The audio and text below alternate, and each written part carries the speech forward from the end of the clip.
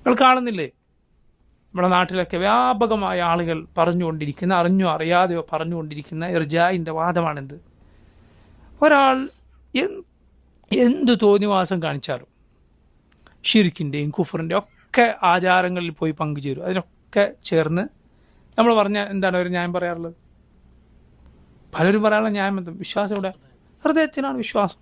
നമുക്കൊരു വിശ്വാസം ഇല്ലല്ലോ. എന്താണ് അവൻ പറഞ്ഞു? ഒന്നും അവൻ്റെ ഈമാന് സംഭവിച്ചിട്ടില്ല എന്നുള്ള കോലത്തിലാണ് അവൻ പെരുമാറുന്നത്. ഇതേത് വാദമാണ് യഥാർത്ഥത്തിൽ?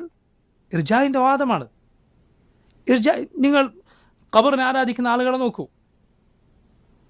അതുകൊണ്ടാണ് പണ്ഡിതന്മാർ പറഞ്ഞിട്ടുള്ളത്, ഈ ഖബറാരാധനയിൽ അകപ്പെട്ട ഓരോരുത്തരും ഇർജാഇൻ്റെ വാദമുള്ളവരാണ്. കാരണം എന്താ? ഈ കണ്ട കാര്യങ്ങളൊക്കെ ചെയ്യും, ഇസ്ലാമിന് നിരക്കാത്ത വാക്കുകൾ പറയും, ഖബറിന് സുജൂദ് വരെ ചെയ്യും. എന്നിട്ട് എന്താണ് പറയുന്നത്? വിശ്വാസമല്ലോ, അള്ളാഹുവാണ് ഖാലിഖ്, അള്ളാഹുവാണ് കാര്യങ്ങളൊക്കെ നിയന്ത്രിക്കുന്നത് വിശ്വസിച്ചാൽ മതി.